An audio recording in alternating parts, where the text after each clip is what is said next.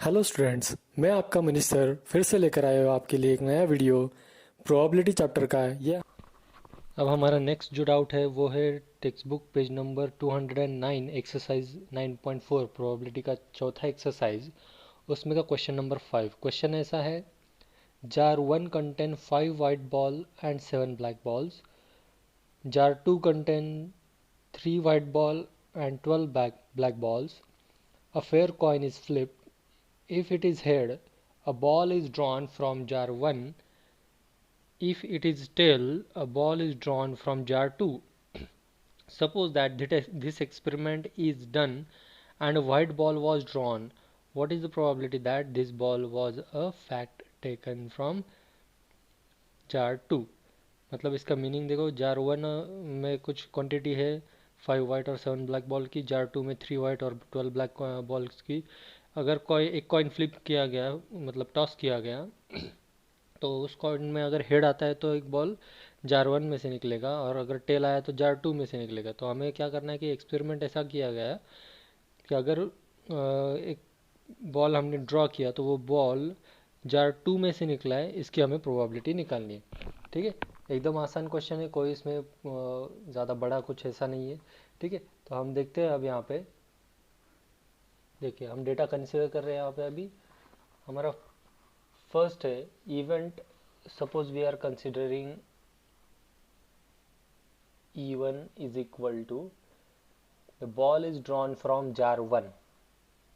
The ball is drawn from jar 1 and E2 suppose be the event that the ball is drawn from jar 2. ये तो हमें दो event दिए है ना। ठीक है, और एक फेयर कॉइन टॉस किया गया है। A fair coin is tossed. इसके वजह बुक में जो है वो फ्लिप्ड वर्ड यूज किया गया है। फ्लिप्ड और टॉस दोनों एक ही होता है। अगर हेड आता है, if head, then ball is drawn from jar 1. If head, ball is drawn from jar 1, and if tail, then ball is drawn from jar 2. ठीक है, तो ये हो गया पूरा गिवन। अब probability of E1 probability of E2 निकालते हैं हम। प्रोबेबिलिटी ऑफ E1 और प्रोबेबिलिटी ऑफ E2, ये दोनों क्या हो गए? दो में से किसी एक जार में से बॉल निकलने वाला है, मतलब दो में से एक, मतलब 1/2 इनकी प्रोबेबिलिटी हो गई इवेंट E1 और इवेंट E2 की। ठीक है, तो इवेंट E1 और इवेंट E2 की प्रोबेबिलिटी कितनी हुई? 1/2। ठीक है, बहुत इजी है ये। देखिए, अब हमने probability of event E1 E2 निकाल लिया। अब दूसरा क्या है, हमें किसकी प्रोबेबिलिटी निकालनी है? सपोज वो एक इवेंट हम ए कंसिडर कर ले। Let A be the event that the white ball is drawn, the white ball is drawn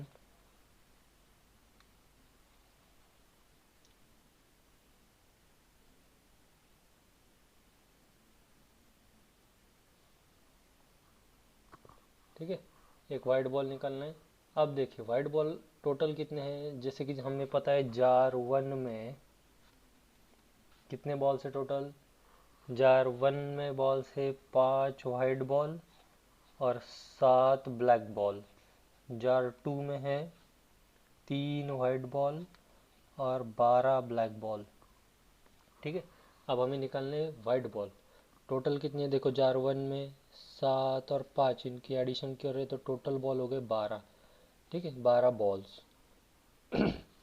अब यहाँ पर टोटल 12 बॉल्स है, तो हमें क्या चाहिए? जार 1 में से वाइट बॉल चाहिए, मतलब 5/12। अगर हम इसमें अगर प्रोबेबिलिटी निकाले, probability of A from E1, मतलब आपने अगर E1 जार, मतलब जार 1 सिलेक्ट किया, जिसका इवेंट हमने E1 कंसिडर किया है, और उसमें से अगर हम ए मतलब वाइट बॉल निकाल रहे हैं, तो उसकी प्रोबेबिलिटी क्या हो जाती है, 5/12। ठीक है। सिमिलरली अब अगर हम वही वाइट बॉल E2 मतलब जार 2 में से निकालते हैं, तो ये क्या हो जाएगा, जार 2 में देखो टोटल कितने बॉल्स है, 15 बॉल्स है, और उसमें से वाइट है 3, मतलब ये हो गया 3/15। ठीक है। इसे चाहो तो आप रेशो में 1/5 लिख सकते हो। ठीक है। अब ये हो गया हमारा पूरा, जो कुछ भी हमें चाहिए था वो डेटा। अब यहाँ पर हम क्या करेंगे, बायस थ्योरम यूज़ करेंगे। क्या कहता है Bayes theorem, probability of E2, probability of, क्योंकि जार 2 में से हमें निकालना है ना बोल, probability of E2 divided by A is equal to, इसका फॉर्मूला बनेगा probability of E2 into probability of A divided by E2 whole divided by probability of E2 into probability of A whole divided by ये formula plus probability of E2, sorry E2 नहीं, यहाँ पर E1 आएगा, sorry, यहाँ पर E1 into probability of A divided by E1। ठीक है। ये तो समेशन हुआ, इसलिए यहाँ पर कोई टर्म पहले या कोई दूसरा हो जाता है, कोई प्रॉब्लम नहीं। फार्मूला में तो सब एडिशन में, ये कोई प्रॉब्लम नहीं है। अब कैलकुलेशन करते हैं। कैलकुलेशन में देखो, P of E2, probability of E1 and E2 हमारे पास है 1/2, तो वो रख दी वैल्यू मैंने यहाँ पे 1/2 into A divided by E2, A divided by E2 है 1/5 डिवाइडेड बाय फिर ये E2 की प्रोबेबिलिटी, E2 की प्रोबेबिलिटी 1/2 इंटू ये 1/5 प्लस 1/2 इंटू 5/12। अब इसका कैलकुलेशन करेंगे हम। यहाँ पर अगर आप चेक करो तो ये हो जाता है, देखो 1/10 डिवाइडेड बाय ये 1/10 प्लस 5/24। अगर आप इसका एलसीएम वगैरह सब निकाल लो, तो एलसीएम निकालने के बाद इसका पूरा जो आंसर आएगा, वो आंसर रहेगा 12/37। अब ये कहाँ से आया, तो 12/37, सो देखो यहाँ पर ये 1/10 है, तो इसको क्रॉस मल्टीप्लिकेशन करें, इसका क्रॉस मल्टीप्लिकेशन, ठीक है, तो ये 1/10 डिवाइडेड बाय ये इसका पूरा मतलब 24 प्लस 10 34/240। तो उसको वो लॉजिक हमने यूज़ किया, 1/10 डिवाइडेड बाय, इसको 24 से मल्टीप्लाई करें तो ये होगा 24 प्लस ये आया 10 मतलब 50 डिवाइडेड बाय 240। अब ये होगा ऊपर, ठीक है, यहाँ पर ये हो गया 240, यहाँ पर ये अगर 0 0 कैंसिल कर दे तो 24 डिवाइडेड बाय ये आ गया 74। तो देखो 24 डिवाइडेड बाय 74 कितना आता है, तो ये 12/37 आता है। ठीक है। तो ये गया हमारा क्वेश्चन नंबर 5। अगला क्वेश्चन हम देखने वाले क्वेश्चन नंबर 6 फ्रॉम एक्सरसाइज 9.4। ये हमें डाउट पूछा गया था। A diagnostic test has a probability of 0.9 of giving positive result, मतलब पॉजिटिव रिजल्ट आने की उसकी प्रोबेबिलिटी कितनी है, 0.95%, सॉरी 0.95 इसकी प्रोबेबिलिटी है, परसेंट नहीं है। When applied to a person suffering from a certain disease, a probability of 0.10 of giving false positive result, मतलब ये 0.9 जो है 95, इसमें भी 0.10% ऐसे है कि जो गलत रिपोर्ट देता है। ठीक है। अगर सफ़रर है फिर भी वो पॉजिटिव के रिपोर्ट देता है, मतलब वो अगर बीमार नहीं है फिर भी वो उसके पॉजिटिव रिपोर्ट देता है। If is estimated that 0.5% of population are sufferers, मतलब बीमार है 0.5% of population. Suppose that the test is now administered to a person about whom we have to relevant information, ठीक है, तो इसमें हमें ये पूरा पार्ट दिया है और इसमें से फाइंड आउट क्या करना है, given a positive result the person is sufferer, मतलब अगर पॉजिटिव रिजल्ट दिया है और वो आदमी बीमार भी है उसकी प्रोबेबिलिटी निकालो, और given negative result the person is non sufferer, मतलब अगर निगेटिव रिजल्ट है और वो बीमार नहीं है, ये इसकी हमें प्रोबेबिलिटी अब निकालनी है। सो यहाँ पर कैलकुलेशन बहुत होने वाले हैं क्योंकि परसेंट 0.95 0.10 ऐसे पॉइंट में हमें यहाँ पर सारे वैल्यूज़ गिवन है। So let us check. पहला इवेंट हम कंसिडर करते हैं अभी। पहला इवेंट हम फिर से कंसिडर करेंगे E1, ये क्वेश्चन नंबर 6। इसमें E1 का इवेंट हम कंसिडर कर रहे हैं person is sufferer, person is sufferer, मतलब वो उस डिसीज से सफ़र हो रहा है। और E2 एक इवेंट कंसिडर करेंगे, the person is not a sufferer, एक सफरर है तो दूसरा नॉन सफरर है, ये दोनों म्यूचुअली एक्सक्लूसिव और एग्जॉस्टिव इवेंट्स हो गए। ठीक है, these are mutually exclusive and exhaustive events. अगर ये mutually exclusive and exhaustive events है तो क्या करना है हमें, देखो, तो इसकी प्रोबेबिलिटी हम निकाल सकते हैं कि अगर देखो यहाँ पर 0.5 पॉपुलेशन अगर सफ़र हो रही है, एग्जांपल में दिया है हमें 0.5% ऑफ पॉपुलेशन इज सफरिंग, तो ये कितना होगा, 0.5% मतलब 0.5 divided by 100 which is equal to 0.005। अगर 0.5% ये हुआ सफरिंग, मतलब ये किसकी प्रोबेबिलिटी मिली हमें, प्रोबेबिलिटी ऑफ E1। अब प्रोबेबिलिटी ऑफ E2, अगर 0.5% सफरिंग है तो 99.5% आर नॉट सफरिंग। ठीक है, 99.5 आर नॉट सफरिंग, तो 99.5% मतलब divide by 100 is equal to कितना है ये, 0.995। ठीक है, ये प्रोबेबिलिटी ऑफ E2 मिल गई। अब हमें एक इवेंट ए कंसिडर करना, क्या है कि the result is positive.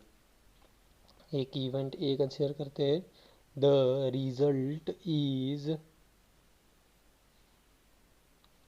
Positive. ठीक है, एक रिजल्ट पॉजिटिव है, इसकी प्रोबेबिलिटी हम अब चेक करेंगे, पॉजिटिव की हम प्रोबेबिलिटी अब निकालेंगे। अब यहाँ पर देखो, पॉजिटिव दो केसेस में आ सकता है, या तो वो सफ़रिंग पेशेंट होगा, ठीक है, या तो वो सफ़रिंग पेशेंट होगा या नॉन सफ़रिंग पेशेंट होगा, दोनों में से एक आ सकता है पॉजिटिव रिजल्ट। ठीक है, तो अब हम क्या करेंगे कि टेस्ट जो है वो 0.95 हमें गिवन है कि जो पॉजिटिव रिजल्ट्स आ रहे हैं, और उसमें से भी 0.10 आर फॉल्टी, मतलब नॉन सफ़रर होके भी उनके पॉजिटिव रिजल्ट दे रहा है। तो इसमें हम निकालेंगे probability of A divided by E1, मतलब ये कंडीशन है कि अगर वो सफ़रर है और पॉजिटिव रिजल्ट दे रहा है तो उसकी प्रोबेबिलिटी हमें कितनी गिवन है, 0.95, और प्रोबेबिलिटी ऑफ ए अगर वो नॉन सफ़रर है तो इसकी प्रोबेबिलिटी हमें गिवन है 0.10। तो ये उसकी हमें प्रोबेबिलिटी गिवन है। अब क्या करना है, सिर्फ बायस थ्योरम यूज़ करना है। बायस थ्योरम के लिए सबसे पहले तो कंडीशन क्या है वो कंडीशन देखो, फिर बायस थ्योरम यूज़ करो। पर हमें सॉल्व करना है कि given a positive result the person is sufferer, अगर वो पर्सन बीमार है तो उसका टेस्ट पॉजिटिव होना चाहिए। तो बीमार वाला सफरर कौन है, E1।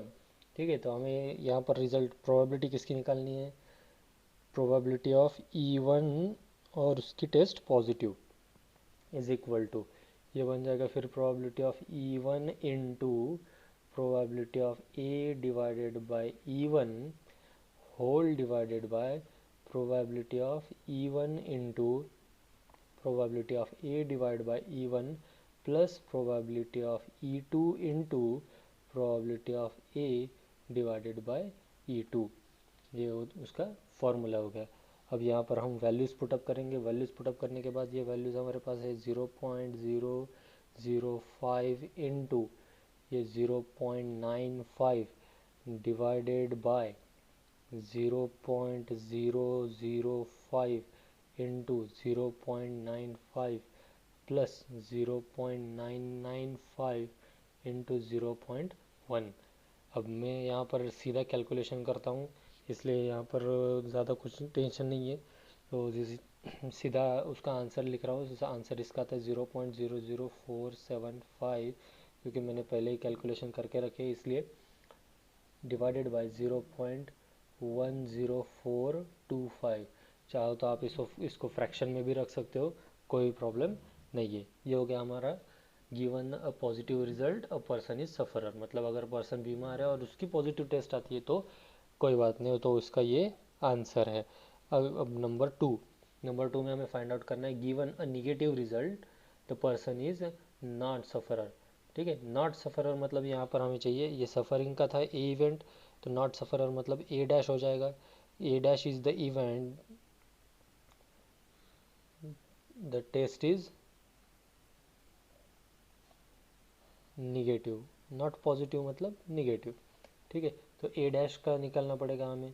ठीक है, तो probability of A dash divided by E1, इसलिए हमें ए डैश की प्रोबेबिलिटी निकालनी पड़ेगी। ठीक है, ए डैश की प्रोबेबिलिटी सीधी तो नहीं है हमारे पास, लेकिन ये जो है A divided by E1 conditional probability, तो E1 में से अगर ये ए डैश है ये होना है तो इसका कॉम्प्लीमेंट्री होगा, तो 1 माइनस हम करेंगे 0.95 विच इज़ इक्वल टू 0.05। ये हो गई probability of A dash divided by E1। Similarly probability of A dash divided by E2 अगर हम करें तो वो हो जाता है 1 माइनस 0.10 गिवन है हमें, तो उसकी क्या हो जाती है प्रोबेबिलिटी फिर 0.90, ये इसकी प्रोबेबिलिटी हो गई। ठीक है, तो अब क्या करेंगे हमें सेकंड में क्या करना है कि प्रोबेबिलिटी ऑफ, अगर वो नॉन सफरर है और उसकी टेस्ट निगेटिव मतलब ए डैश, ये हमें फाइंड आउट करना है बायस थ्योरम यूज़ करके। तो बायस थ्योरम यूज़ करके हम इसका फॉर्मूला निकालेंगे। सबसे पहले इसका फॉर्मूला क्या आएगा, probability of E2 into probability of A dash divided by E2 whole divided by probability of E2 into probability of A dash divided by E2 plus probability of E1 into probability of A dash divided by E1। अब इसके भी हम सारे values put up करेंगे। क्या क्या values है हमारे पास, देखो इसके ये वैल्यू आ गई 0.E2 को, प्रोबेबिलिटी ऑफ E2 हमारे पास है 0.995 into probability of A dash divided by E2, A dash divided by E2, A dash divided by E2 0.90 divided by ये 0.995 into 0.90 plus 0.005 probability of E1 हमारे पास है डिवाइडेड बाय इंटू 0.05। अब इसका calculation मैंने पहले से करके रखा है, तो ये आ जाता है 0.8955 डिवाइडेड बाय 0.8958। ठीक है, तो ये आया हमारे इसका आंसर। क्वेश्चन नंबर 6 जो है हमारा पूरा सॉल्व हो चुका है। अब हमारा नेक्स्ट क्वेश्चन होगा उसी मतलब 9.4 एक्सरसाइज का क्वेश्चन नंबर 7। क्वेश्चन ऐसा है, doctor is called to see a sick child, एक बीमार बच्चे को उसने बुलाया। The doctor has prior information that 80% of the sick children in the area have the flu while the other 20% sick with measles. Assume that there is no other disease in that area. A well-known symptom of measles is a rash from the past record. ठीक है, मतलब ऐसे दो बीमारियां है वहाँ पे 80% बच्चों को फ्लू है और 20% बच्चों का अलग बीमारी है। तो उसके सिम्टम पास्ट रिकॉर्ड से अगर उसने देखा जाए तो it is known that chances of having rashes given that sick child is suffering from measles is 0.95. However, occasionally children with flu also develop rashes, मतलब फ्लू वाले चिल्ड्रन में भी रैशेस डेवलप हो सकते हैं। तो हमें यहाँ पर निकालना क्या है मोटे मोटे तरीके से, देखो यहाँ पे what is the probability that child is suffering from measles, मतलब उसको वो दूसरी वाली फ्लू छोड़ के जो दूसरी वाली बीमारी है वो बीमारी होगी, उसका प्रोबेबिलिटी हमें निकालना है। तो यहाँ पर सबसे पहले हम कंसिडर करेंगे even with the event the child has flu, और E2 दूसरा इवेंट कंसिडर करेंगे द चाइल्ड हैज मिसलेस। अब ये दोनों क्या है, mutually exclusive and exhaustive events. ठीक है, ये दोनों म्यूचुअली एक्सक्लूसिव और एग्जॉस्टिव इवेंट हो गए। अब ये अगर ऐसा है तो इसकी प्रोबेबिलिटी ऑफ E1 जो हमें पता है कि 80% बच्चे फ्लू से बीमार है, तो उसका प्रोबेबिलिटी हो गया 80 डिवाइडेड बाय 100। अब चाहो तो इसे 4/5 लिख सकते हो। ठीक है, और प्रोबेबिलिटी ऑफ E2 कितनी मिलेगी हमें फिर यहाँ से, जो कि है 20%, 20/100 मतलब 1/5। ठीक है, तो ये हमें मिल गई यहाँ पर probability of E1 and probability of E2। अब हमें देखना क्या है यहाँ पर कि एक कंसिडर करेंगे इवेंट, एक इवेंट कंसिडर करेंगे। सपोज ए इवेंट कंसिडर किया हमने, ए इवेंट में क्या करना है, द चाइल्ड हैज रैशेस। एक जो बच्चा जो बीमार है उस बीमार बच्चे को रैशेस है, ये हमें कंसिडर करना है। अब यहाँ पर क्वेश्चन में हमें दिया है कि if child is suffering from micelles is 0.95। ठीक है, a child is suffering from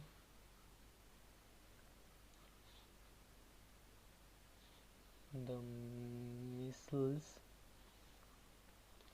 is 0.95 and chances of having rashes,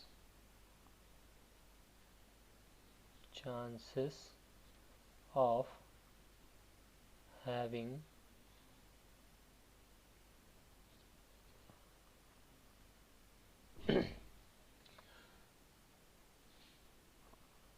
कहाँ तक आए थे हम, chances of having rashes if child has flu is 0.08। ठीक है, तो यहाँ तक हम आए। अब यहाँ पर हमें कंडीशनल प्रोबेबिलिटी निकालनी है, probability of the child has rashes if it is he is suffering from measles, मतलब E2 इज इक्वल टू कितने ऐसे चिल्ड्रन, चाइल्ड कितने हैं 0.95। ठीक है, और प्रोबेबिलिटी ऑफ ए, अगर वो फ्लू से बीमार है और उनको रैशेस आ रहे हैं, इसका भी हमें प्रोबेबिलिटी गिवन है, वो है 0.08। ठीक है, ये दो वैल्यूज हमें यहाँ से मिल गए। सिंपल है, बायस थ्योरम यूज़ करेंगे। बायस थ्योरम में हमें किसकी प्रोबेबिलिटी फाइंड आउट करनी है, probability of child suffering from micelles.